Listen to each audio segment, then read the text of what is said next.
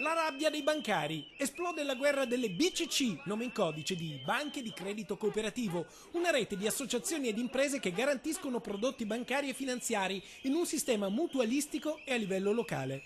Una caratteristica che rischia di sparire, un segno distintivo minacciato dalle riforme imposte in nome di una crisi che, secondo i sindacati, è solo un alibi. Le banche di credito cooperativo sono entrate in crisi perché si sono sostituite alle banche tradizionali quando c'è stata la crisi economico-finanziaria, ma non avevano la struttura muscolare per poterla sopportare. Il credito cooperativo è sempre più corporativo dei presidenti e poco cooperativo e solidale. Oggi però a pagare il conto potrebbero essere i dipendenti delle BCC col taglio degli stipendi. È così che esplode la rabbia. I bancari di credito cooperativo scendono in piazza contro il recesso della contrattazione, quella nazionale, già in vigore, e quella regionale, dal 1° di aprile. 37.000 i lavoratori a livello nazionale, di cui 5.000 in Veneto, e che oggi, dopo 15 anni di pace sociale, mostrano i denti.